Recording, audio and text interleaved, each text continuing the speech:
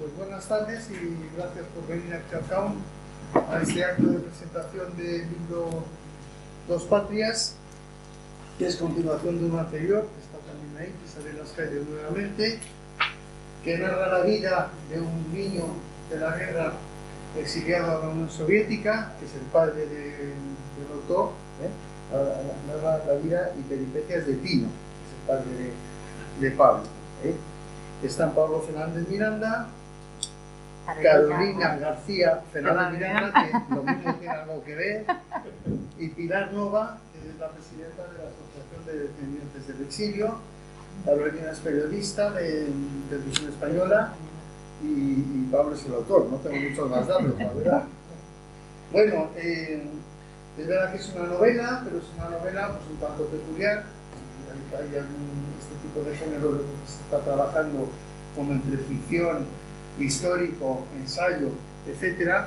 Y bueno, yo leí recientemente otro libro de parecida temática y tono, ¿no? Que es de un jurista británico, Philip Sands, Calle Este-Oeste, que es sobre el nazismo y Ruta de Escape, y que también es novela porque va en busca de las huellas de su abuelo, que fue efectivamente también víctima del nazismo, del padre, bueno, que era un poco el mismo tono, ¿no? Es novelado, pero documentado y real todo lo que se cuenta, algo que, bueno, te puedes inventar en una conversación, pero realmente el cuadro es histórico y también de ensayo, ¿no? Bueno, evidentemente el libro, los dos libros son pues el homenaje de un libro, de un hijo a su padre, y en este sentido pues es también muy emotivo, aparte de lo que he dicho anteriormente, ¿no?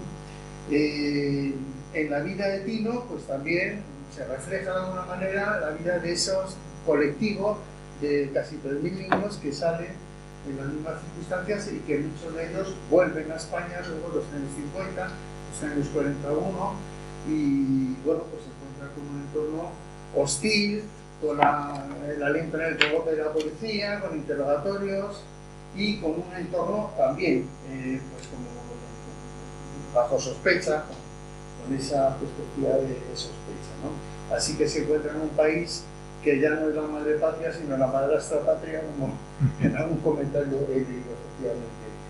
Y bueno, pues yo nada más que quería hacer esta presentación muy breve. Así que no sé en qué orden vais a intervenir, si estáis puestos de acuerdo. Sí, empieza Pilar. Empieza Pilar. Pues, Pilar, muchas gracias a vosotros y a nosotros. Gracias. Muchas gracias, Pedro. Gracias, Pedro. Buenas tardes, es un placer volver a estar en el CAUN otra vez para hablar del exilio. Hace aproximadamente un mes presentamos aquí un libro de la Asociación de Descendientes del Exilio. Era un libro coral, entre ellos, entre los coautores están todas las personas que hoy nos acompañan, Pedro, Pablo, Carol. En esta ocasión se presenta el libro de uno de nuestros socios. Uno de los socios que más escribe, dicho sea de paso, porque este objetivo, que a veces parece un castigo de las siguientes generaciones, de escribir lo que pasó, y el pánico a enfrentarse a un folio en blanco, lleva a abandonar ese objetivo. Pero Pablo no. Pablo acepta los retos. Recuerdo cuando presentamos el libro 1, le emplazábamos a que continuase con el 2 y bueno, él dijo que sí. Estas cosas siempre se dicen, claro, que va a decir, no, ya estoy harto, ya no escribo más. Pero es que ya lo tenía él en su cabeza antes de que se lo dijéramos.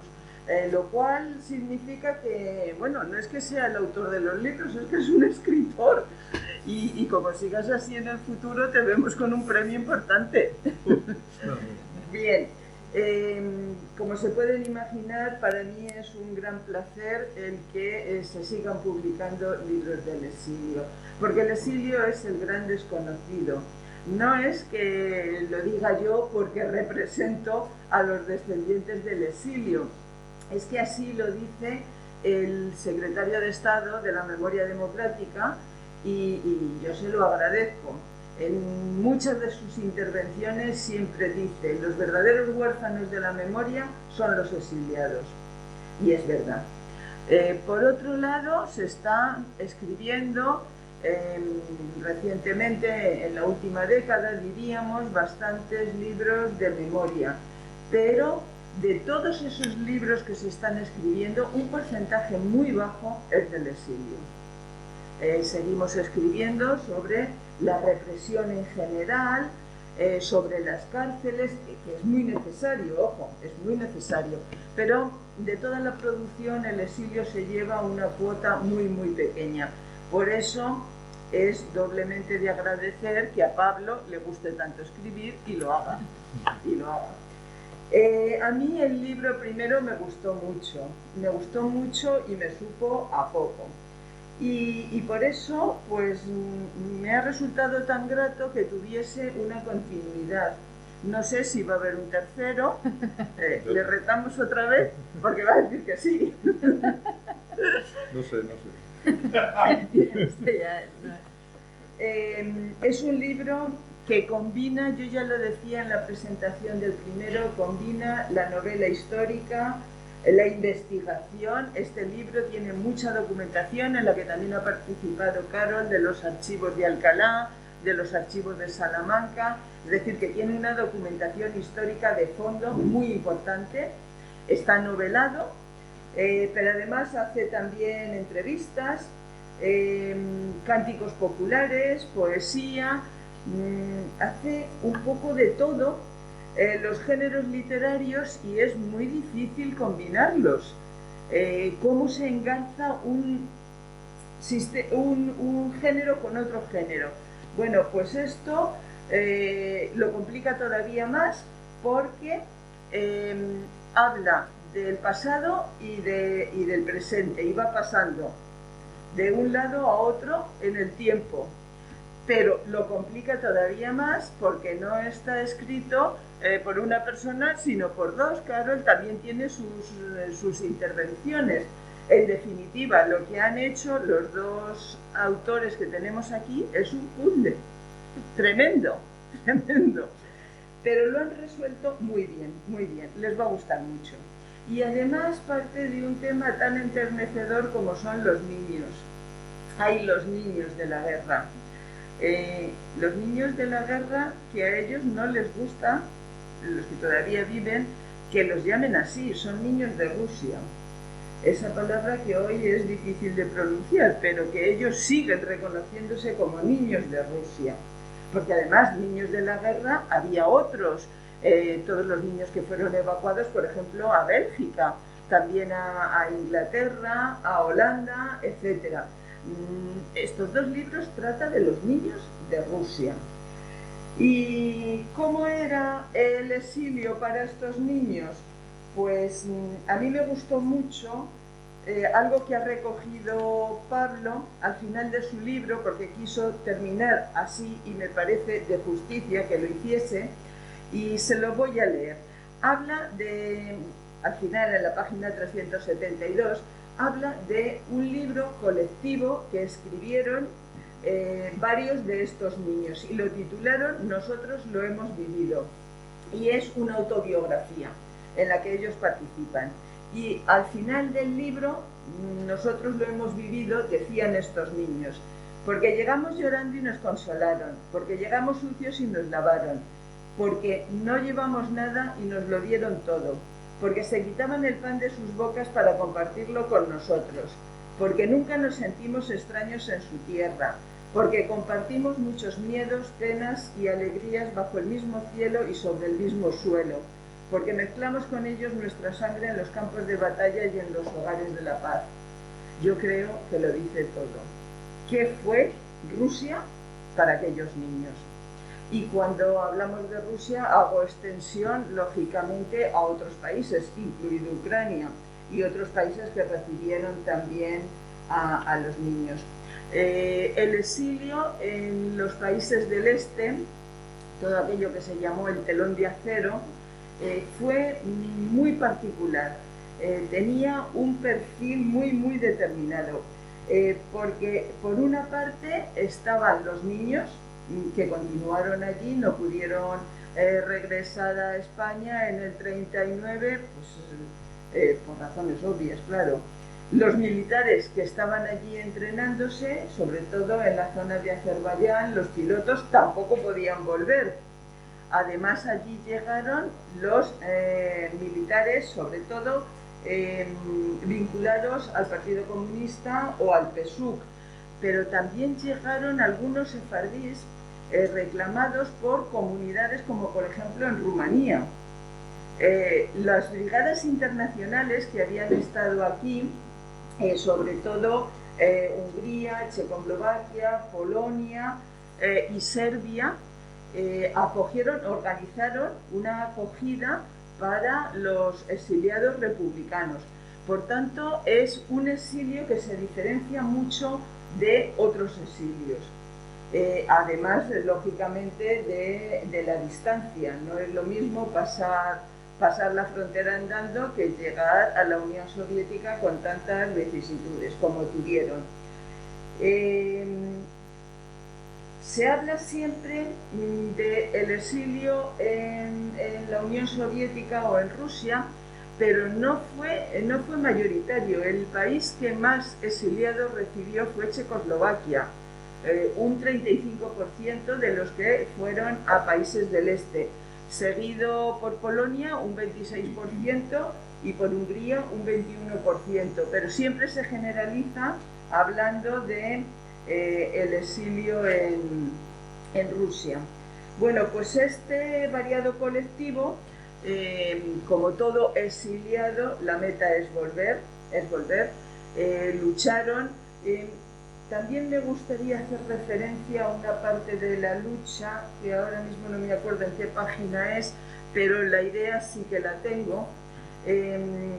No se podían alistar en el Ejército Rojo, estaba prohibido, pero se creó un grupo especial para los españoles que pudieran participar en defensa de la Unión Soviética. Algo parecido a lo que ocurría con la 9 en Francia, que era también un grupo especial en la que estaba formada por españoles. Bien, pues allí se encuentran, como ya es conocido y se menciona en el libro, y además yo creo que lo relata Pablo con mucha elegancia cuando habla de los españoles de la División Azul, con muchísima elegancia.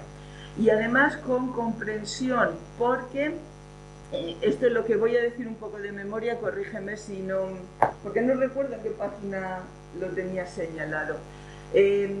Muchos divisionarios habían salido de campos de concentración, es decir, estaban en el ejército republicano, estaban aquí en campos de concentración de Franco y pidieron alistarse a la División Azul para ir a luchar con los nazis para salir del campo.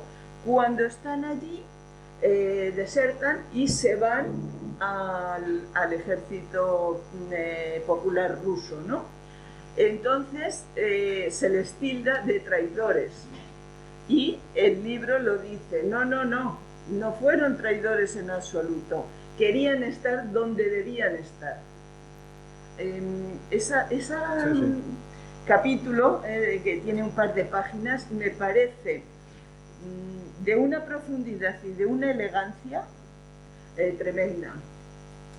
Efectivamente, bueno, pues así fue, no todos se fueron voluntarios. ¿Y con los niños qué pasó? Bueno, los niños fueron los primeros que podían volver, y así aparece. Tino fue el primero en volver, pero a partir del año 56, por medio de un acuerdo con la Cruz Roja Internacional, el resto de los niños también pueden venir. ¿Y qué es lo que se encuentran? Pues como ha dicho Pedro un poco en la presentación, bueno, pues sospechas, están estigmatizados. Son todos los niños unos comunistas que allí les han lavado el cerebro. Yo conozco a la siguiente generación, a varias personas de mi edad que han nacido allí, en Rusia, y que han vuelto a España pues siendo pequeñas, y efectivamente lo pasaron fatal en el colegio, estaban marginadas, les ponían apodos feísimos, lo pasaron muy mal los niños, lo pasaron muy mal los padres. además de estar permanentemente vigilados por la policía y vigilados por la CIA. Y a pesar de eso, querían volver. Querían volver porque para el exilio España siempre está presente, todos los días de su vida. El exilio, por ejemplo, del sur de Francia, que es donde ellos se querían quedar porque era más fácil volver. Se pensaban que, bueno, iba a ser pasar el Pirineo como lo pasaron de ida, lo iban a pasar de vuelta. Y yo ahí conocí, lógicamente, a muchos. Por la mañana, cuando se levantaban, miraban el Pirineo. Todos los días de 40 años de exilio. Bueno, pues estos niños volvieron y aquí empieza, yo creo, la parte más novelesca del libro, cuando Tino vuelve a su casa y las cosas que le suceden y cuando se viene a vivir a Madrid, etc.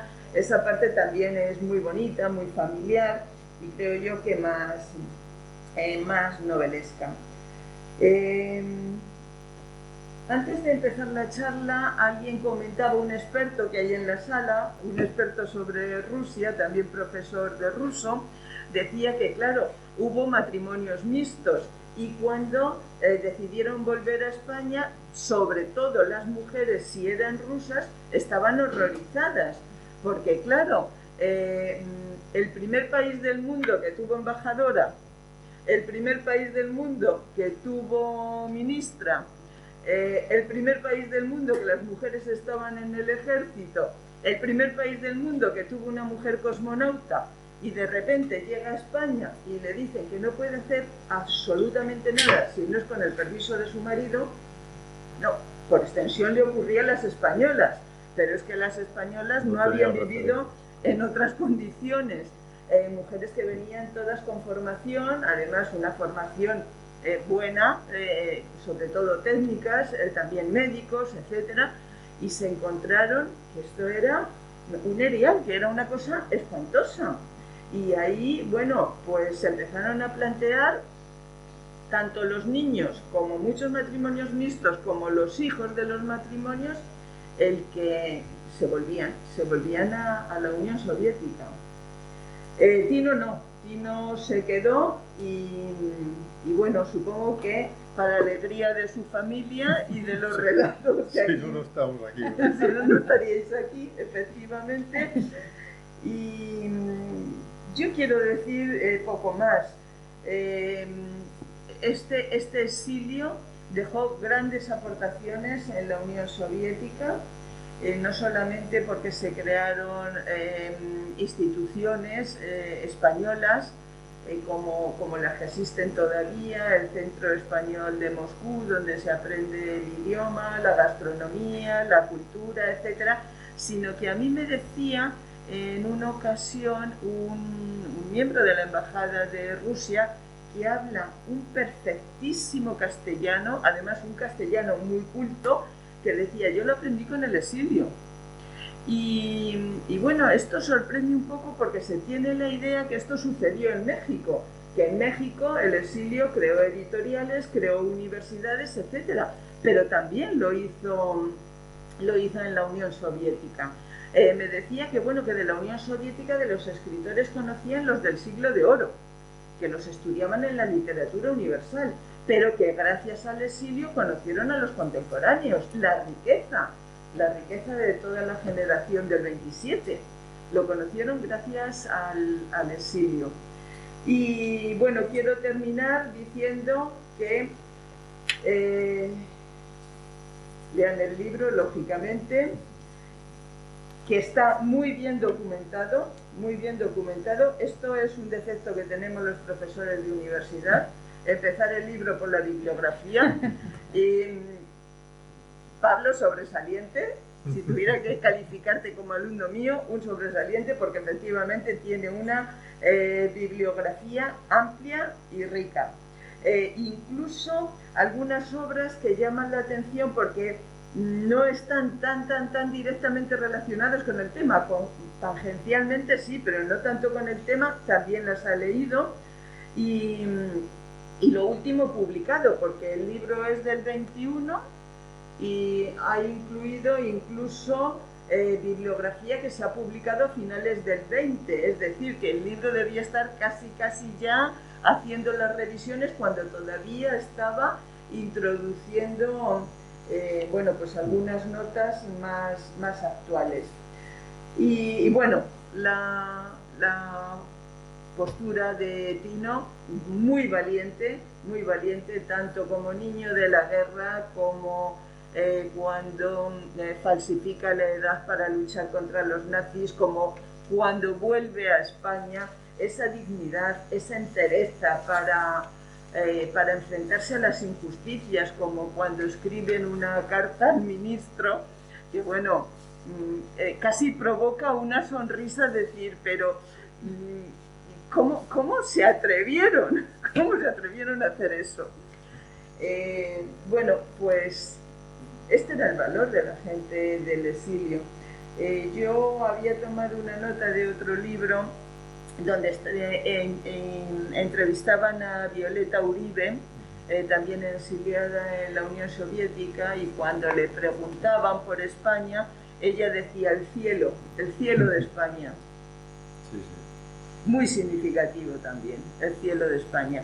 Bueno, yo no quiero comeros ya más tiempo porque los autores tienen muchas cosas que decir del libro, pero son dos magníficos libros.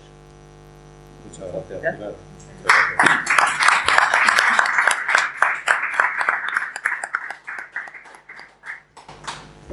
Bueno, nuestra parte de la intervención la hemos preparado un poco a modo de conversación, de diálogo, por si en cualquier momento queréis intervenir, ya con cualquier duda, con cualquier anécdota, lo que sea, pues adelante, ¿no? Antes de empezar a desgranar un poco todos los puntos del libro que vamos a comentar, querías decir tú unas palabras también. Sí, ¿me permitís que Sí. me quite esto? Ya que estamos un poco lejos.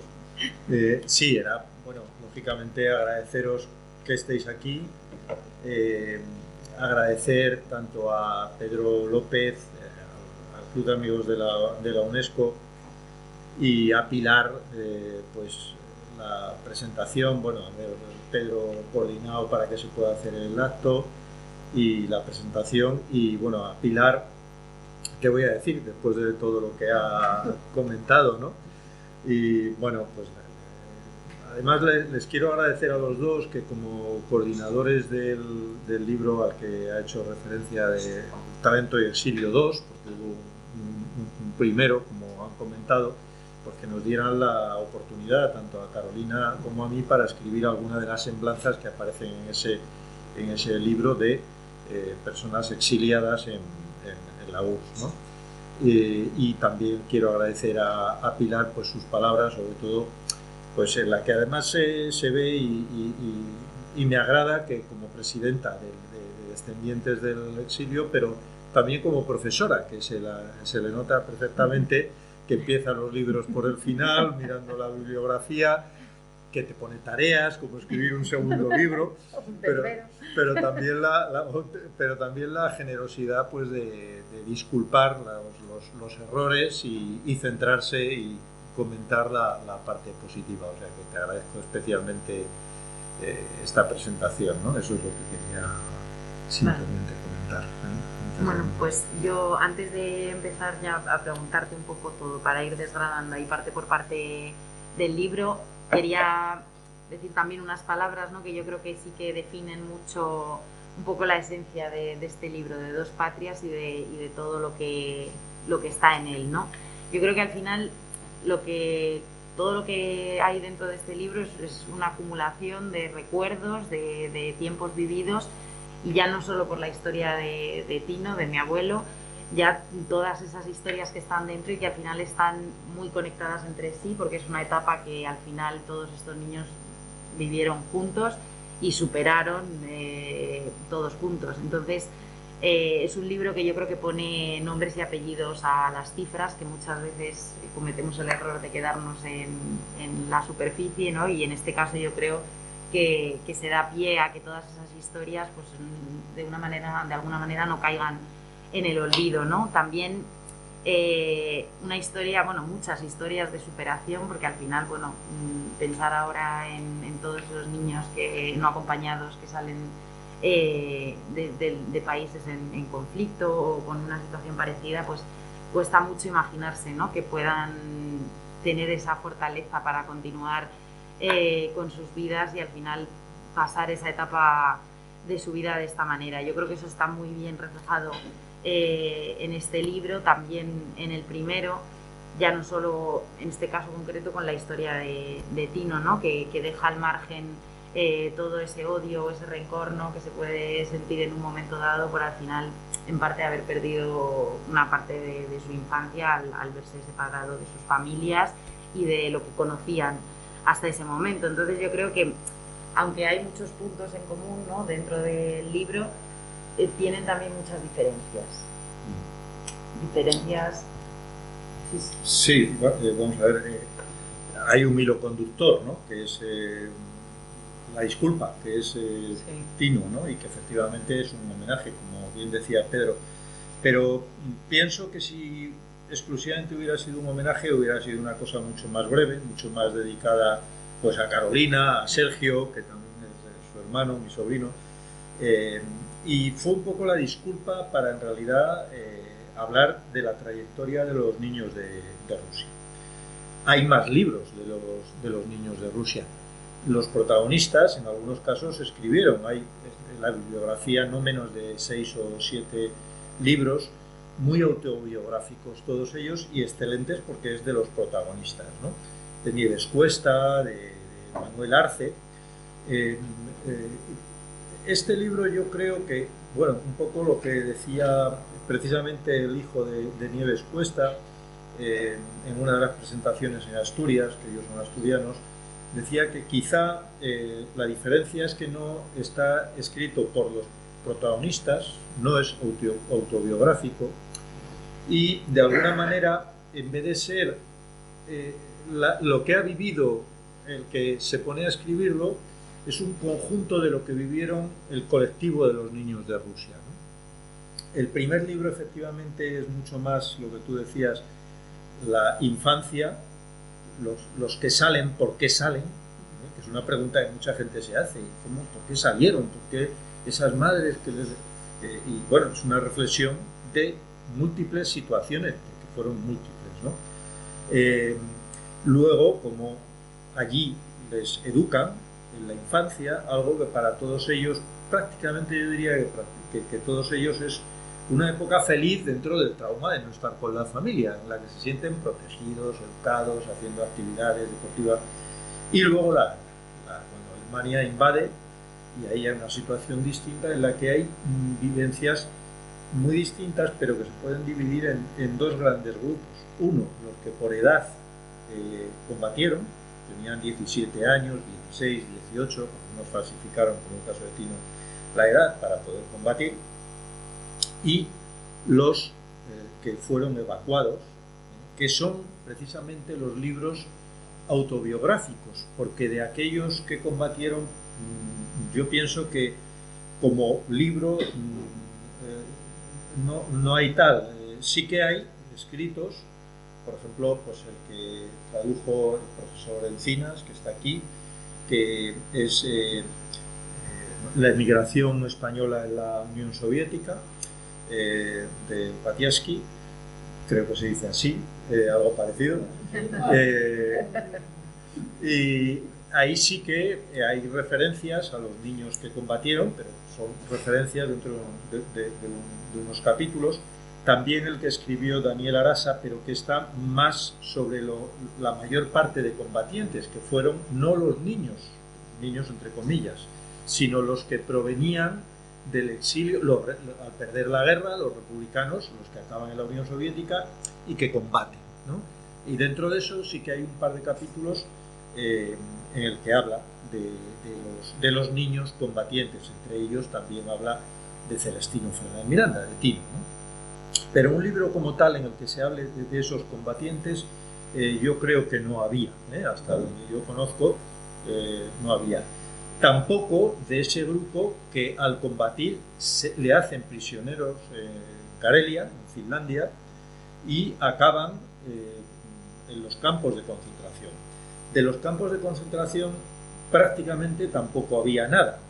y había que contarlo, porque en muchos casos, fíjate que los de la gente de las asociaciones, en alguna de las presentaciones preguntaban, pero hubo campos de concentración en Finlandia y había que contarlo, había que contarlo. Y yo creo que la tercera característica es que no había nada de esos aproximadamente 35 que vinieron entre el año 42 y 43. El primero efectivamente fue Tino. Yo la primera vez que vi la referencia exacta fue en lo de migración española de la URSS. Luego ya sí, lo he visto en montones de archivos, etcétera, etcétera, y yo creo que está constatado claramente que es el primero que volvió el 7 de enero de 1942. Un grupo que vino un año después, justo, prácticamente, que fueron otros 18, y 15 que no fueron combatientes, no provenían de los campos de concentración, sino que en la evacuación les capturaron los alemanes en el Cáucaso. Iban un grupo de 150 aproximadamente y capturaron pues unos 15, y esos también vinieron pues como un mes antes que los otros. De eso no había nada tampoco. Entonces sí que ese primer libro habla de todo esto, y el segundo libro es otra situación distinta. Es un desbordamiento de documentos que me hicieron llegar descendientes de ellos, algunos desde Nueva York, y en el que hay varios que precisamente también estuvieron en los campos de concentración, y es un libro sin más de investigación, es un libro más coral, digamos, ¿no? En el que pues hay ya distintas historias de los que les van sucediendo a los distintos colectivos. Y esto es un poco las características de los dos. Sí que hay otro nexo de unión, y es que es novelado, que quería que fuera novelado precisamente para hacerlo más asequible y bueno, pues que pueda haber un público más extenso, ¿no? Esto es un poco aunque al final la historia, el hilo conductor, ¿no? Un poco del libro sigue siendo la historia de Tino. Es verdad que da pie a que al mismo tiempo vayan surgiendo las historias de otros muchos niños, ¿no? Y esto al final es gracias a esa labor de documentación que también comentaba antes Pilar, y que también queríamos comentar esto porque es verdad que ha sido muy diferente también el proceso de documentación del primer libro al segundo libro, ¿no? Tiene también sus diferencias. Sí, de hecho, efectivamente, el segundo libro, aparte ya del proceso más meticuloso de investigación, el primero también, pero más meticuloso de los archivos, sí, de Salamanca, de Alcalá, de todo eso, que Carolina también ha participado, pues efectivamente fueron surgiendo historias que había que sacar, ¿no? Y yo creo que mientras que el primer libro es esa descripción de la infancia y primera juventud de ellos, el segundo libro de alguna manera es la vuelta de ellos, de los que vuelven en el 42-43, de los que luego ya a gran cantidad vuelven como consecuencia de un convenio que se establece a través de la Cruz Roja Internacional entre España y la URSS, que no mantenía ningún tipo de relación diplomática, y entonces se produce la vuelta. ¿Y cómo se vive esa vuelta?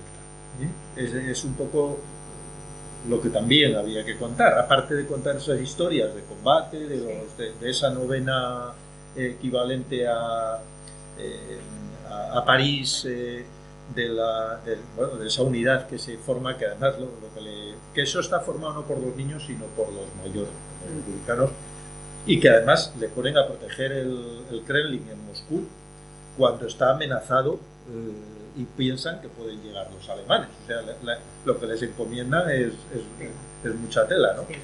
Y entonces, bueno, pues sí, eso es un poco... Luego también dentro de toda la documentación está la famosa carta al ministro de Exteriores, que yo creo que también es importante, ¿no? Pararse a hablar, porque estamos hablando en el año 50, ¿cuándo hablando de él exactamente? En el año 54. En el año 54, una carta al ministro de Exteriores de uno de los niños que acaba de volver de Rusia. Hombre, pues había que planteárselo, ¿no? Un par de veces, pero bueno, aún así él lo hizo. Y bueno, cuéntate un poco también. Sí, pues lo que comentaba, dentro de los muchos regalos que te da el libro, resulta que, bueno, ya el primero fue una carta que escribe, que no es la que estáis hablando, que escribe la madre de Tino, mi abuela, su bisabuela, le llega a través de la embajada de Londres, pues había escrito centenares de cartas y una le llega a mi padre, allí por unos vericuetos, como el que echa una botella al mar, pues le llegó. Esto fue un descubrimiento que yo había oído hablar de esa carta a mi tía, que es la que más hablaba de estas cosas, ya era casi 12 años más que mi padre, y me contaba muchísimas más cosas que mi padre, entre otras esta, ¿no? Pero bueno, yo tienes los recuerdos que te han contado de niño, y indagando en internet apareció la carta de Catalina que escribe a mi padre, proveniente de unos archivos de la Unión Soviética, ¿eh? Y bueno, pues claro, esto es una sorpresa que te da los pelos de punta. Y en este segundo libro hay otro regalo, que es que yo no conocía. Luego ya he visto que está citado, bueno, pues prácticamente de forma simultánea en un libro también de unos investigadores vascos, que es la carta que escribe Tino al embajador. Que sepamos, es muy probable que hubiera más, al ministro de Asuntos Exteriores. Y esto es porque resulta que en el 54 en la ONU el gobierno de Batista, bueno, pues está diciendo que los niños han sido secuestrados, que es la versión, o sea, como no está España, no está en la ONU, pues le está contando lo que cuenta el gobierno de Franco, ¿no? Que están secuestrados y tal, y que tienen que volver. Y entonces aparece esa carta de Tino en la que dice: señor ministro, quizás en este momento estén sufriendo tal y como dice el embajador, pero cuando nosotros estuvimos allí nos protegían, nos vestían, nos educaron, nos dieron todo lo que podían, y me parece muy bien que quieran traerlos, pero ¿para qué? Para lo mismo que hicieron con los que llegamos aquí, no darnos trabajo, impedirnos, porque claro, como no transigieron hacer declaraciones, etcétera, etcétera, contra la Unión Soviética, pues porque estaban agradecidos, porque era su segunda patria, dos patrias, pues se negaron, y entonces pues no hubo manera de que pudieran trabajar hasta mucho después, ¿no? Y esto se lo dice al ministro directamente, y esa carta está en el archivo de Alcalá de Henares, ¿no? También fue sorpresa de los regalos de este libro. Pues bueno, no sé si quieres hacer también un poco más de hincapié dentro de lo que es la documentación del libro, de todas esas historias, todos esos documentos que te hicieron llegar de manera... Bueno, sí, o sea, hay cosas muy sorprendentes, ¿no? Como que te llegue efectivamente un texto de Florentino Pérez, que no es el de Real Madrid, que es uno que estuvo también de los prisioneros, y te llega a través de un hijo suyo, que son unos escritos que hizo Florentino sobre todo esto, y que está recogido, extractos en el libro, con permiso de ellos, por supuesto, pero para eso lo hicieron. También hay otro escrito de otro prisionero que 40 años después lo envía al centro español en Moscú, una carta pues contando lo que fue también los campos de concentración. De ahí está hecha la investigación, junto con documentos de investigadores noruegos y suecos sobre los campos de concentración en Finlandia. Y Carolina hizo un mapa con la situación, que está ahí también, un mapa con la situación de los campos de concentración donde estuvieron los prisioneros del ejército soviético, varios, y donde estuvo la población civil kareliana prorrusa. Nos suena algo, ¿no? este tema, ¿no? Bueno, pues, y lo que pasaba en esos campos de concentración. Bueno, yo me vais a perdonar, pero quería ahora hacer una pregunta a Carolina, y además deciros que cuando queráis decir algo, que de lo que se trata es de eso, porque estamos un poco así en la intimidad, y es de agradecer, que cualquier cosa nos interrumpáis, etcétera. Yo quería hacer una pregunta a Carolina, sobre todo porque una cosa de la que nos quejamos casi siempre es de la poca gente joven que está en estas cosas, ¿no? Bueno, yo siempre digo, y lo comentaba, que yo creo que es que probablemente eso toca después, cuando ya no eres tan joven, es cuando bueno, pues, te pones a investigar más. El caso de Carolina es distinto, porque resulta que con la asociación que luego se formó, de la asociación de los niños de Rusia, que impulsamos descendientes de ellos, porque ellos ya la tenían anteriormente, se fue disolviendo por edad. Resulta que con uno de los que investiga, Luis Fernández Préstamo, me llamó un día y me llamó a través de Carolina, porque resulta que indagando el nombre que tenía de mi padre, buscó el apellido, que como es compuesto pues no es habitual, y resulta que encuentra un escrito de Carolina cuando tenía 12 años, que había publicado el colegio donde estaba, y el colegio lo había publicado, ella no lo sabía, ni nadie lo sabíamos. Y entonces lo buscó en Facebook, etcétera, etcétera. O sea, desde los 12 años pues está implicada en esto, ¿no? Aparte que luego el TFG de periodismo lo hizo con la máxima nota además que le dieron sobre los niños de Rusia. También me he encontrado el jueves en el buzón este libro que se llama Que tu memoria no caiga en el olvido, que yo creo que te da te reconforta. Esto es un libro que ha preparado una profesora de cordobesa con alumnas, todas ellas 15 del cuarto de la ESO y primero de bachiller, que es una recopilación. Es verdad que a mí me llamaron, como llamaron a Gonzalo, otro de los niños de Rusia, a Luis Fernández Préstamo, y han hecho una recopilación con muchas cosas del exilio también sobre eso, digo, pero también la gente. Entonces yo quería preguntarte, ¿por qué ¿por qué ese interés? Ya sé que es porque era tu abuelo, ¿no? Pero quiero decir, ¿qué valores? ¿Por qué eso te llega? Porque a otra gente no le llega. Es verdad que, bueno, cuando una historia te toca también dentro de la familia, eso al final mueve mucho y es un poco el despertar, pero es verdad que al final estás hablando del mayor exilio infantil que yo creo que ha habido en la historia de España y dices, yo comentándolo con amigos o incluso en la universidad lo comentabas, la gente te miraba como diciendo, ¿pero de qué estás hablando? Entonces dices, nos tiramos tantos años estudiando lo que pasaba en la prehistoria, lo que pasaba en X momentos y luego cosas que nos tocan tan de cerca que realmente es algo que han vivido nuestros abuelos, ¿no? Y que ellos de primera mano nos lo han podido contar, cómo puede ser tan desconocido dentro de estas generaciones, ¿sabes? Es algo que realmente te hace cuestionarte un poco hasta dónde estamos llegando, ¿no? Y por qué también interesa a lo mejor por nuestra parte, ¿no? Que haya ese desconocimiento, ¿no? Porque es que es cierto que es una historia de tal magnitud y que ha afectado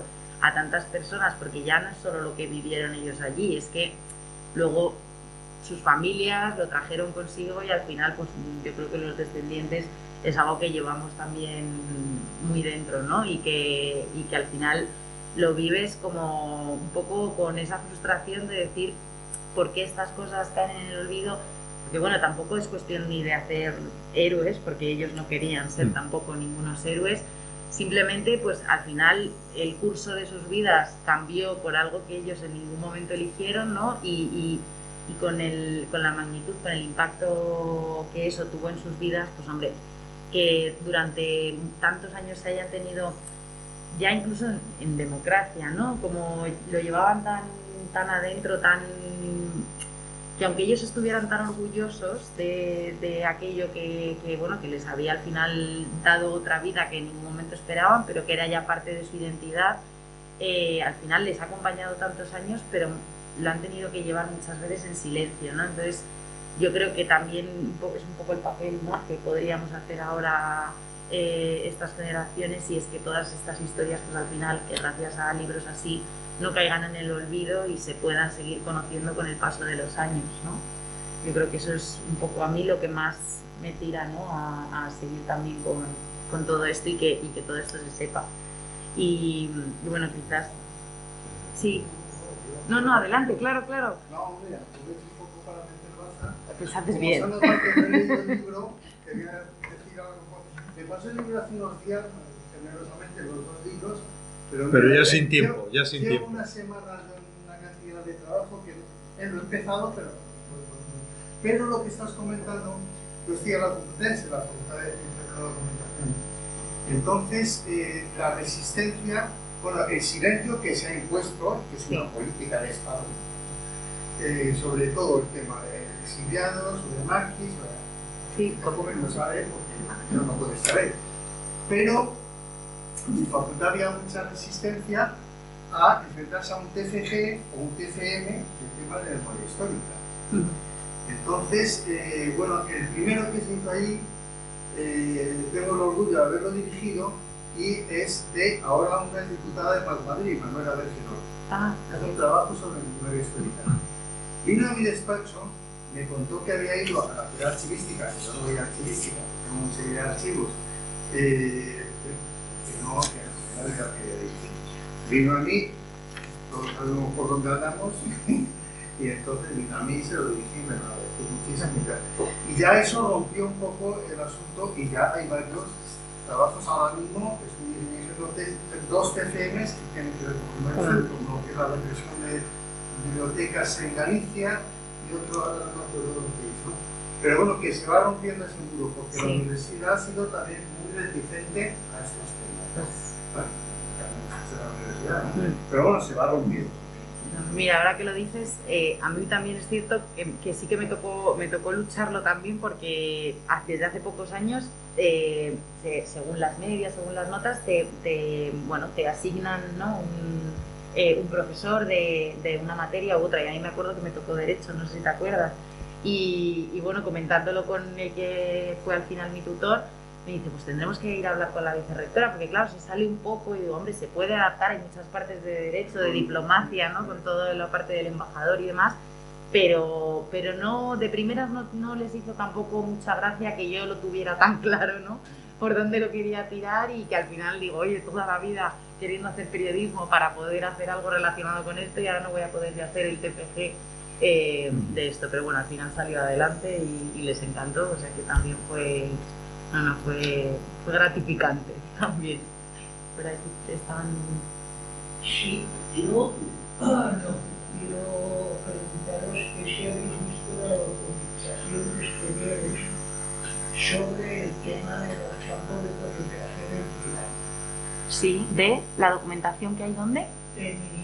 Del Ministerio de Asuntos Exteriores. Como sabéis, ese archivo desapareció y fue incluido como una sección nueva del Archivo Histórico Nacional. Si habéis visto la documentación sobre los presos republicanos españoles en los campos de Finlandia y sobre todo cómo salieron de esos campos.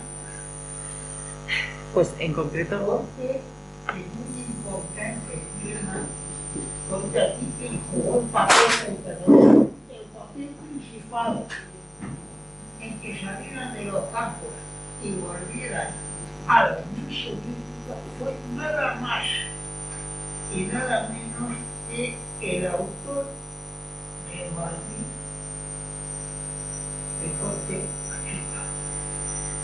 Agustín de Foxá, el conde de Foxá, a la sazón entonces agregado cultural de la Embajada Española en Fes.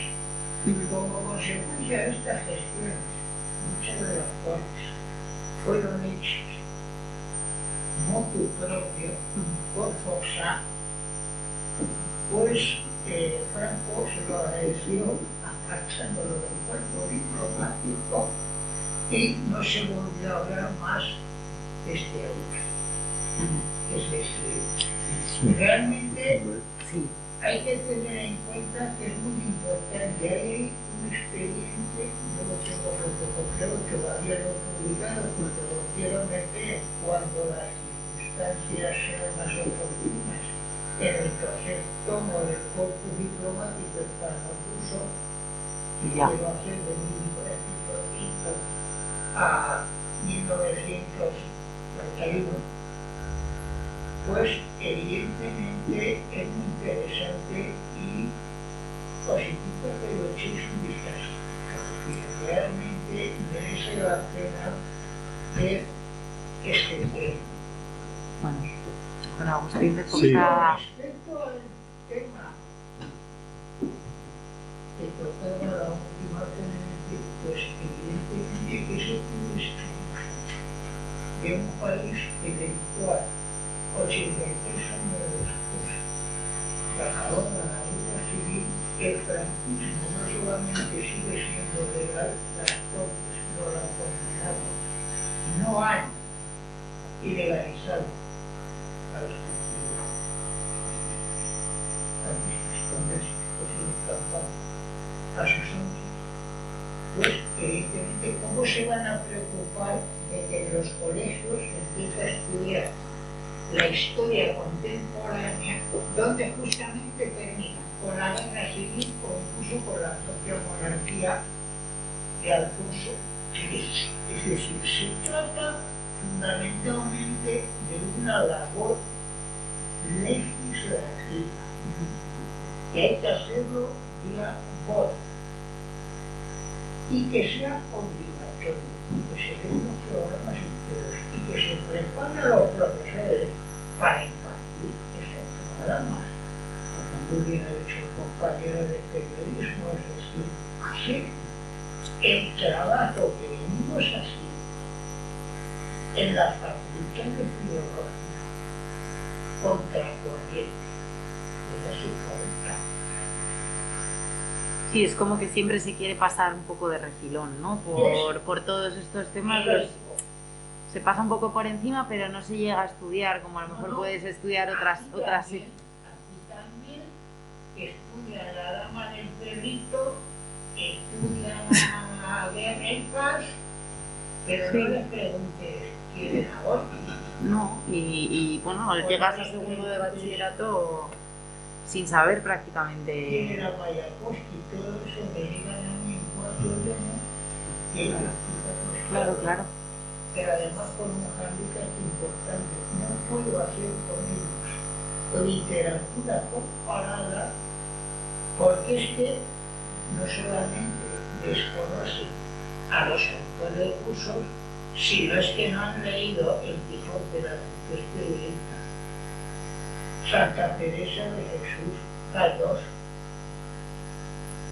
Sí, no, desde luego que son, bueno, sí, Es un hándicap. es un hándicap completamente. Y luego, por otro lado, volviendo también un poco al tema de Agustín de Foxá, es verdad que, hombre, él tuvo un papel, se acabó implicando mucho hasta el punto de luego, ya en Madrid, seguirse viendo ahí en el Café Gijón, Sí, y poniéndose ellos es un al día. caso curioso. Sí, los archivos esos sí que yo también los pedí, tardaron nada más que 1 año y medio en llegarme, escaneados, o sea, 1 año y medio, como para ponerse a investigar.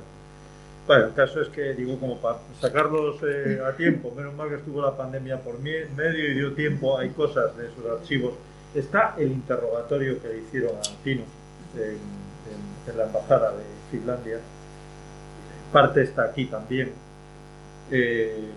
Y efectivamente el papel de Foxá es muy curioso, porque leyendo los artículos que va publicando Foxá, lógicamente él lo que hace, también se quiere poner la medalla, es pues estos españoles que son todos católicos, que tal, bueno, en fin, lo presenta así, pero por otra parte yo siempre he pensado que él estaba dando vaselina para que pudieran volver en unas circunstancias, no lo consiguió, menos adversas, porque en ese momento estaba la División Azul combatiendo al otro lado, es decir, cuando llegan, entonces ¿cómo van a ser recibidos? Bueno, como fueron recibidos.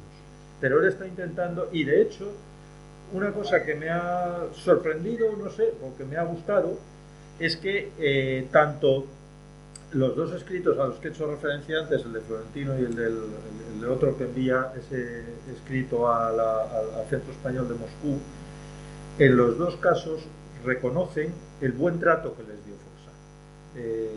Foxá luego quedaba de forma sistemática durante años, pues una vez cada 15 días, cuando volvía, porque le mandaron luego una embajada por ahí, ya más de segundo, porque efectivamente cayó en desgracia, y quedaba en el café comercial. En algunos casos estaba puntualmente mi madre, y él tomaba notas. Yo he intentado recuperar esas notas a través de la familia de Foxá, pero no las han encontrado. Debe tener una cantidad ingente de documentos. Y bueno, Sí, pues, curioso pero también sí, hasta qué sí, punto él se implicó, yo creo, también con, Sí. con ellos. Y bueno, antes de pasar, yo creo, a centrarnos ya un poco más en la historia de Tino, ¿no? Igual yo creo que es buen momento para leer la referencia del epílogo, que habla un poco más en general de todos los niños de Rusia, antes de entrar ya un poco más en lo que era la historia de él. Hay un párrafo aquí en la página 363, al inicio del epílogo, que yo creo que es muy representativo, ¿no?, de la vida de estos niños. Y dice así: cada uno de aquellos 3.000 niños merece un libro. Cada uno tuvo que reinventarse sucesivas veces a lo largo de su vida. El destino los obligó, para subsistir, a parir en el interior de cada cual otro nuevo yo y otro más, como si de 3.000 matrioscas se tratara. Y del caudal de la placenta de ese parto se desgaja una nueva historia que a su vez se concatena con otras imposibles de eludir. Dos guerras atraviesan su infancia y su juventud. Parece que el destino se confabulara contra ellos. Y es que realmente, pues yo creo que es muy representativo, porque al final es una vida que, bueno, que ellos no eligieron, pero que en todo momento supieron reponerse, ¿no? Y al final, pues todos ellos, yo creo que de la mejor manera, aunque a pesar de que al final yo creo que son cosas que, bueno, que en tu vida ya pues es un antes y un después, ¿no?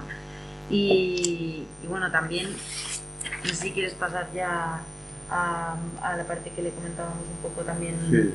a Pilar, ¿no? Aparte de la vuelta de los niños, a la vuelta de los niños a España, ¿no? Los exiliados que tuvieron que convivir al final con los causantes de este exilio. Hubo muchos que se quedaron aquí en España, pero hubo muchos que, pues, evidentemente no lo soportaron y volvieron a Rusia, ¿no? Otros también llegaron a ser encarcelados cuando volvieron aquí a España. La sociedad ha cambiado, pero bueno, con la situación que también hay ahora, ¿no?, que atraviesa también Ucrania y con lo que estamos viendo también un poco, que puede tener algunas similitudes, ¿no?, en cómo en muchos casos estos niños no acompañados salen del país. ¿Cómo crees que esta situación actual puede desencadenar, en el sentido de se podrá seguir con esa convivencia que ellos durante muchos años sí llegaron a tener? ¿Ocurrirá lo mismo en ese caso? Bueno, yo creo que tu pregunta tiene varias partes.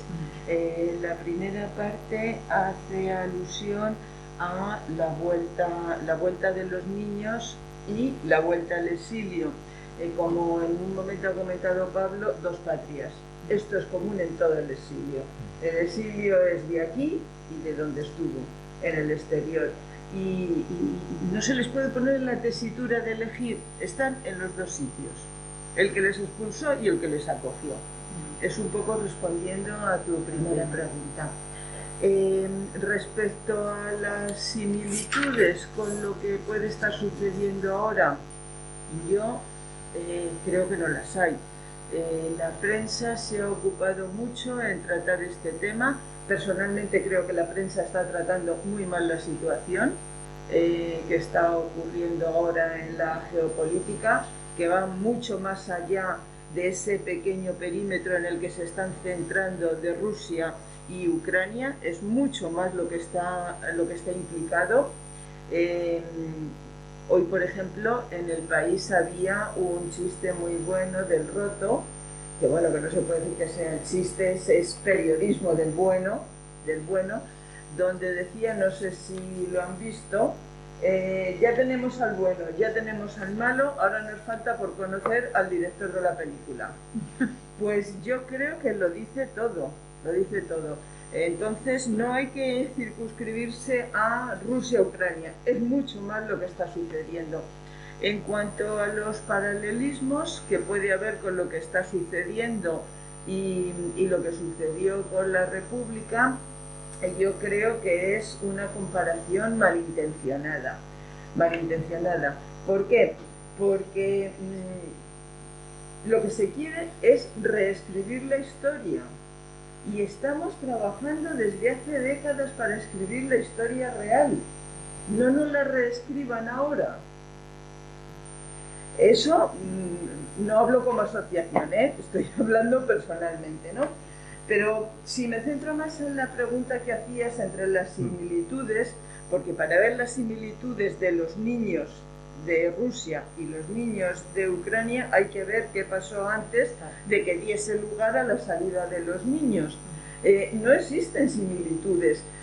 A defender la República llegaron las brigadas internacionales y en las asociaciones de memoria, si algo se quiere, son a los brigadistas. Permanentemente se les está haciendo homenaje, se va a Irlanda a los encuentros anuales, los brigadistas muertos a veces envían las cenizas a España y las lanzan en el puente de los franceses que ellos tenían en su memoria.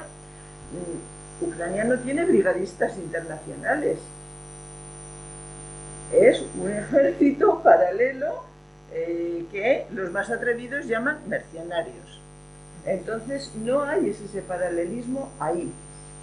Por otra parte, con Ucrania toda Europa se está volcando. Con la República, ¿quién se volcó? Nadie, nadie. México y la Unión Soviética. Entonces, si no hay paralelismo en el antes, es muy difícil que haya paralelismo en el después. Pero además los sociólogos siempre decimos que lo heterogéneo no se puede comparar. Es imposible, es imposible. ¿Qué va a ocurrir con estos niños cuando regresen a su país en cuanto a la convivencia? ¿Van a poder convivir? Necesariamente, necesariamente, como les ocurrió a los españoles cuando volvieron. Yo me imagino que Tino, por centrarlo en el protagonista del libro de hoy, tuvo que pasar muy malos días y muy malas situaciones y bueno, y replantearse otra vez todo, pero convivió, porque al final el ser humano necesariamente se está adaptando y readaptando permanentemente.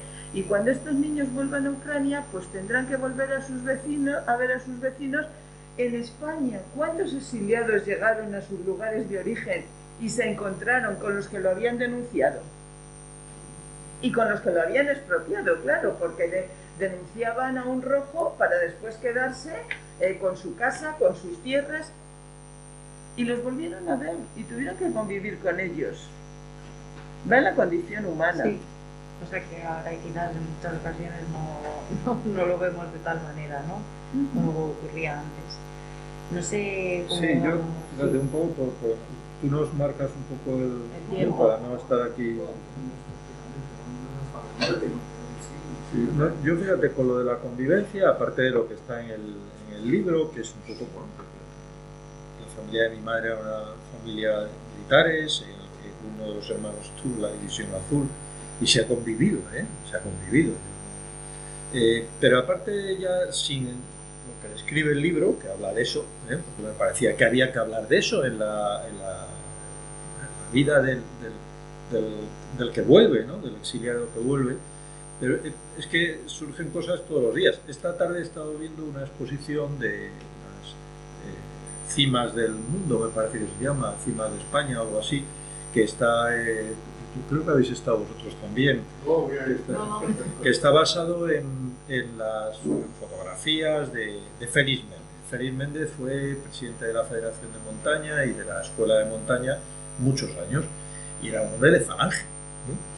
Y Félix Méndez trabajaba en el ayuntamiento, como luego mi padre, coincidieron y fueron amigos. A mí me hablaba de Félix Méndez cuando yo empecé a hacer montaña, porque me hablaba mucho de Félix Méndez, me dedico un libro que tengo en casa, y convivencia, o sea, es que es así, ¿no? Entonces tendrá que ser así, es decir, pasarán canutas y verán a sus bueno, que hoy son sus enemigos y tendrán que convivir. Pero es verdad que comentando un poco, como preparando un poco esto, decíamos, bueno, con lo que está pasando es innegable que es un tema candente. ¿Cómo vas a hablar de esas dos patrias cuando ellos se denominan niños de Rusia, pero en realidad son niños de la Unión Soviética? Y muchas de las casas donde ellos estaban estuvieron en Moscú y proximidades, Leningrado y proximidades, pero hubo creo que eran 5 o 6 en Ucrania, en Gerson, en Kharkov, en Odessa, había casas de niños, ¿no? Y bueno, pues lógicamente todavía quedan aproximadamente 150 de ellos vivos, de los cuales pues a lo mejor la mitad porque son muy mayores, todos por encima de los 90, aunque se fueron siendo más pequeños, pero tienen capacidad para sufrir y ver lo que está pasando, ¿no? Entonces, yo sí quería, en vez de reflexionar sobre lo que ahora, desde el año actual, podemos pensar y con lo que está cayendo, poner algunas cosas en sus bocas, ¿eh? En Radio Nacional, en el año 2005, hicieron unas entrevistas a varios de ellos. Uno era el aviador Bravo, que se considera uno de los ases de la aviación internacional, incluso los españoles se lo reconocen, que bueno, tan significado era que era el jefe de la flotilla en la que iba, que acompañaba a Stalin cuando fueron a la entrevista con Mitterrand, Churchill, etc. Y el jefe de la escuadrilla era este, ¿no? Otra fue a la hija de Dolores Ibárruri, Amaya, y a mi padre. Amaya decía: mientras vivamos, jamás olvidaremos esos crímenes contra la humanidad. Se refiere lógicamente a cuando entran los alemanes en la Unión Soviética. Pero se refiere a las guerras en general. Haremos todo lo posible para que no haya más guerras, que no mueran gentes, que no mueran hombres, que no mueran mujeres, que no mueran niños, porque eso es espantoso. Mi padre decía: pasamos esa guerra para que no hubiera más guerra. Todos los que están peleando en guerras, me siento solidario con ellos, con todos. Sé lo que están pasando, lo sé. Luego añadía en algún momento con su pragmatismo: eso es lo que, por eso luchamos, pero no lo conseguimos. Es evidente que no lo consiguieron, ¿no? Y recientemente encontré una cita de un programa que hicieron hace 3 años, no más, en televisión, por cierto, que dice: Maida, que es una niña, van simultaneando los niños que van llegando de Siria, etcétera, etcétera. En este caso tenía 12 años cuando, en los años 90, viene aquí de la antigua Yugoslavia y dice: guerra es la palabra más triste que brota de mis labios temblorosos. Es un pájaro malvado que nunca descansa. Es un pájaro de muerte que destruye nuestras casas y nos arrebata nuestra infancia. La guerra es el pájaro del mal que tiñe las calles de sangre y convierte el mundo en un infierno. Bueno, yo la mayor parte de los que he conocido tienen esa opinión sobre la guerra y sobre la paz, ¿no?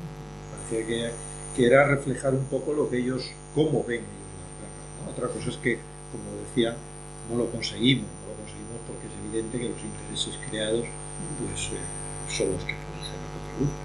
Los intereses creados, no un interés creado. Sí. Al hilo de lo que has comentado, acabas de mencionar Yugoslavia. Hace unos días se cumplía el 23 aniversario del bombardeo de la OTAN a Yugoslavia. Si ha habido un país paradigmático en la convivencia, ha sido Yugoslavia.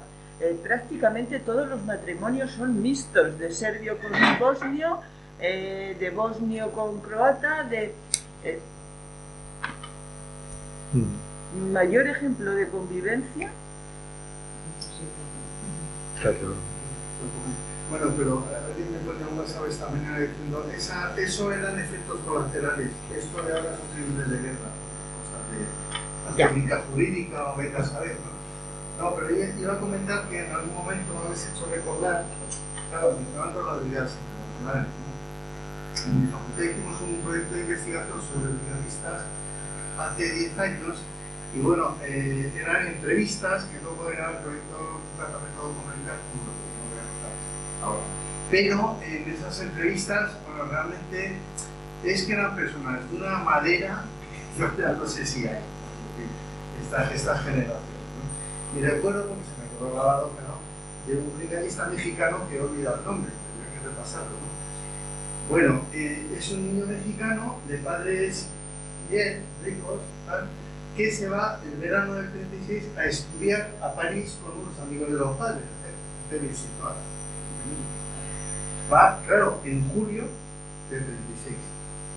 Entonces resulta que era un matrimonio francés que tenía un niño y la mujer y el niño habían venido a España de vacaciones. Que ahora se desata esa tormenta, el marido se ve con el niño de 14 años ahí y se viene a España, en busca de un hijo. El niño se presenta en el 5º regimiento a apuntarse a luchar por la democracia con 14 años. Va a engañar diciendo que tiene 16, porque era un chico alto y tal y cual. Bueno, se le pregunta que diga algún momento duro de esa y es alucinante. Entra al patio de donde se reclutaba a la gente y había un cartel que ponía: tenemos guardería para niños de 5 a 14 años. Madre Y a mí eso me hirió mucho, ¿no? Porque iba de hombrecito. Bueno, me pareció un momento duro. O sea, qué madera de gente, ¿no? Increíble. Alucinante. De la guardería a la no lo guerra. vemos, ¿no? Ya. Lo vemos, ¿no? Sí, sí, sí, Lo hemos completamente. perdido, esa raza se ha perdido. No, yo vamos, o sea... Podría estar en la guardería y él estaba alistándose en la guerra, o sea, para... Pero con conciencia de para defender la democracia, no como una aventura de videojuego. Claro, claro. Sabiendo Consciente. alucinante. La verdad. Bueno, Araceli Sánchez, que tú hiciste la semblanza, era de las que acompañaba a los niños y tenía 17 años, o sea, 17 años. una responsabilidad. Y era la referencia para ellos al final, porque era como cuidadora, ¿sabes? Y con 17 años tienes que tener esa entereza de saber que hay niños, bueno, bebés incluso se iban, y tener que sobreponerse a una situación así. No, la verdad que ahora cuesta imaginárselo mucho. Sí, Entonces, y bueno, sin más, yo teniendo una hermana de 16 años, la verdad que no me imagino nada parecido, tampoco me gusta imaginarlo, la verdad. O sea que... ya lo creo. Bueno, no sé ¿Alguna si hay pregunta alguna... más? Claro. Bueno, más que preguntar, porque tengo que leer, pero llevo... Deberes. Yo tengo que confiar, porque no queda otra, en que la generación tuya, claro, esto haga lo que no se ha hecho, que vamos a decir que vergüenza Ya. en todos estos años. Es verdad, que también, claro, por supuesto, he asistido en la formación, en los currículos escolares, bueno, nada, es más que vergüenza, ¿no? Es más que vergüenza que un país anule esos 80 años, ¿no? Claro. Que los anule, Completamente. ¿no? Patología, ¿no? Pero es que además, por supuesto que no ha existido el tránsito académico, ¿no? Es que además desapareció del Estado. Claro, Sí. bueno, pues hay, por supuesto, gente, digo niños y ya los que somos de mi edad, ¿no? Que lo han escuchado sus padres, lo que han escuchado, porque depende Claro. de los padres, cada uno los escucha relatos muy diferentes, pero es que sobre todo, yo lo digo como experiencia personal, pero es lo que está bien, sobre todo un silencio que es también paradójico, ¿no? Sí. Pero bueno, producido por un silencio que no se contaba, no se sabía, porque claro, no se sabe, sí se sabe, hay gente que no sabe, pero claro, ¿cómo vamos a pensar que haya habido gente que haya escrito, que haya investigado, cuando se le ha negado? Es que era tan tabú, en parte motivado por el miedo, pero por supuesto, ya lo sabemos, ¿no? Es que claro, una dictadura es mucha dictadura. Esto que a lo mejor, pues no sé, gente más joven, que digo joven, y estoy hablando de ya gente de 50 años, porque yo puedo entender que la generación a la que más me achacaron como perdedores, y a lo mejor ha sido los más valientes, bueno, puedo entenderlo, pero toda una generación de mi edad y más joven, que no se haya movido, digo historiadores, digo gente del ámbito ya académico, ya Sí. se ha movido, es verdad que se ha movido de una manera muy minoritaria por el movimiento de marea. ¿Cómo es posible, no? Esto es que me parece una Sí, patología. yo creo Entonces que... confío, porque no queda otra, pero es que confío en que la generación tuya, creo que lo haréis. Sinceramente, quiero que lo haréis. Cuando haya esa distancia, cuando se haya dejado de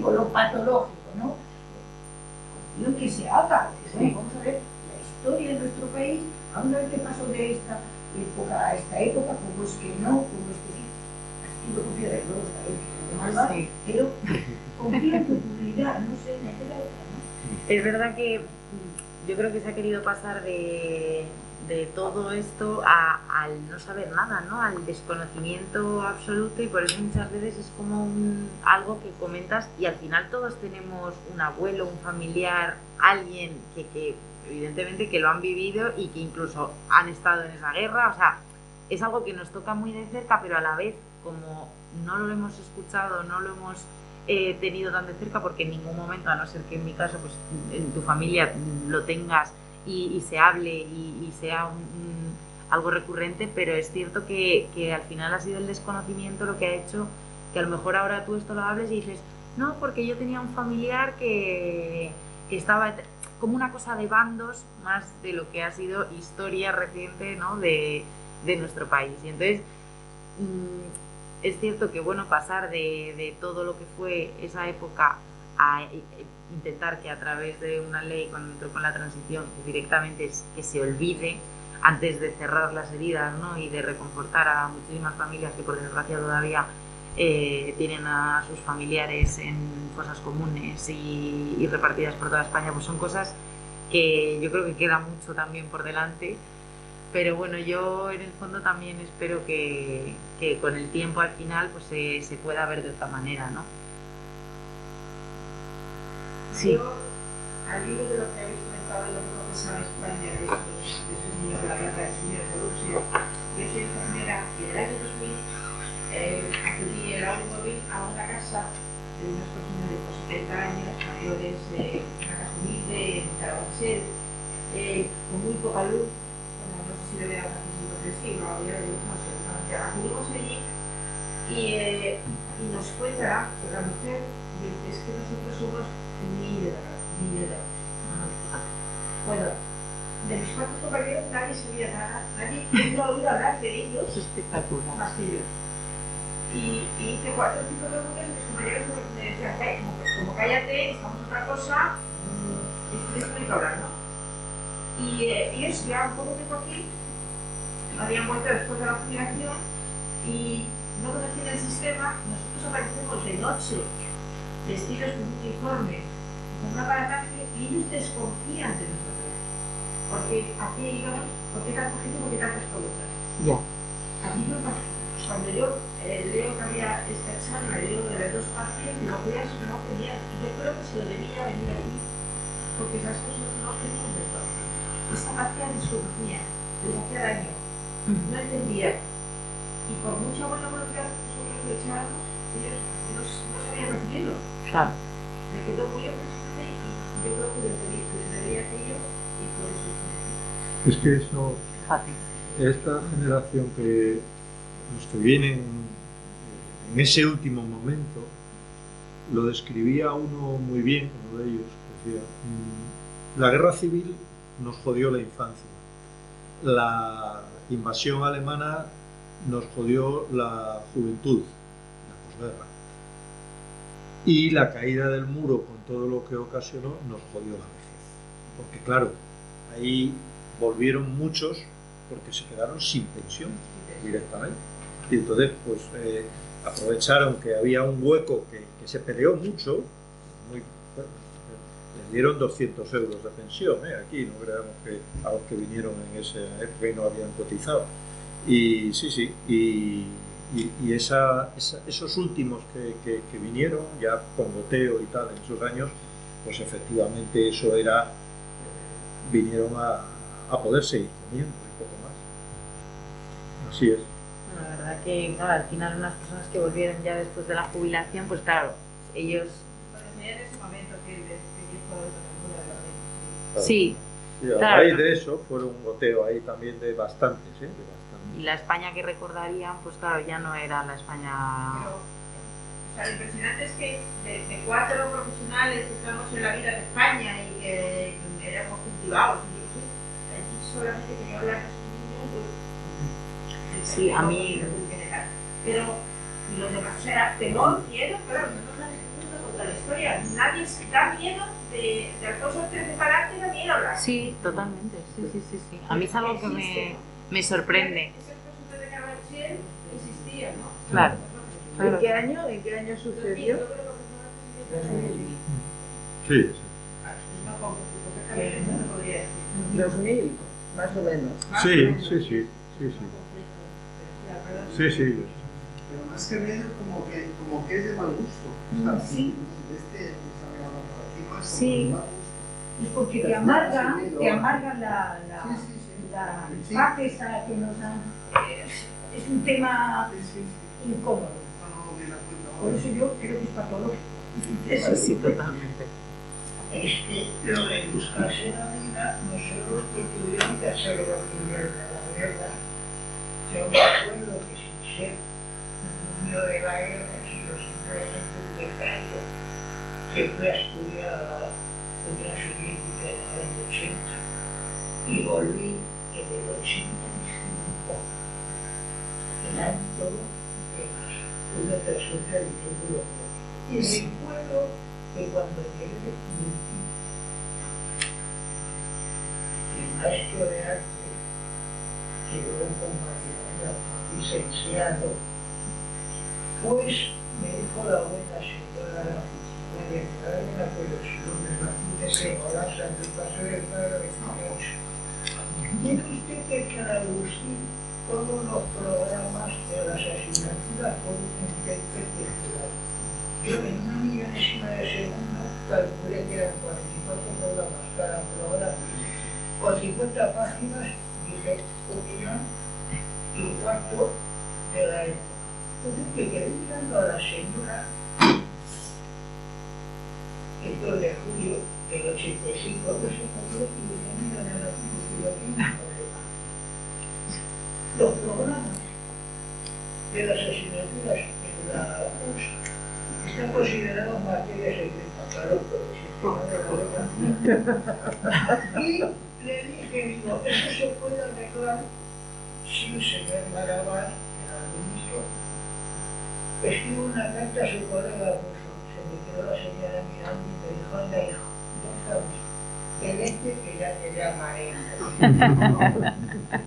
Y así fue con todo. Y cuando volvimos, hasta el día de hoy, yo sigo siendo el ruso. Fui el ruso en la Tabacalera, fui el ruso en la universidad, el ruso en el barrio.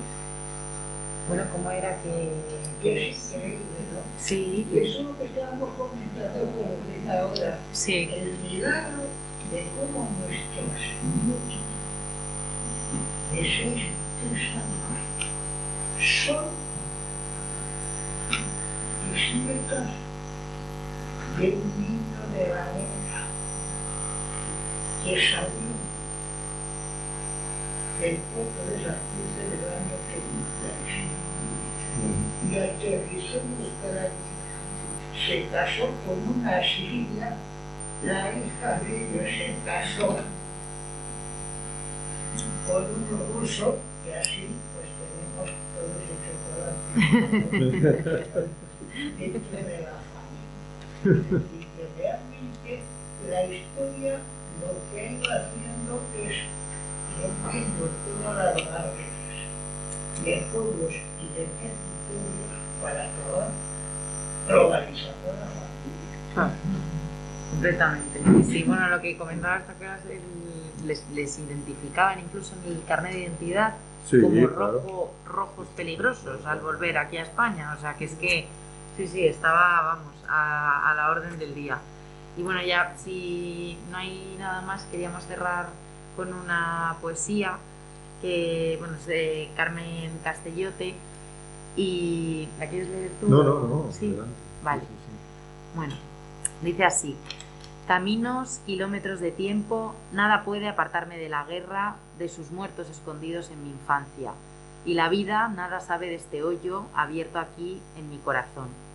Beben tierra los ríos como antes, las estrellas se persiguen en el mar, el monte se hace altar para la nieve y el sol deja que la sombra juegue contra el árbol.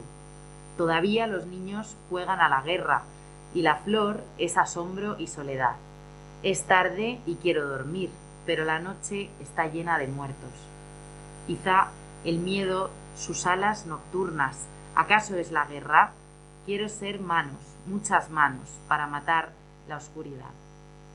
Una mujer quiere barrer el nuevo día con su vieja escoba, y en la orilla de un colegio 2 niños luchan mientras los otros ríen.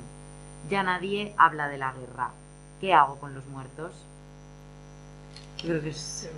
Muchas gracias.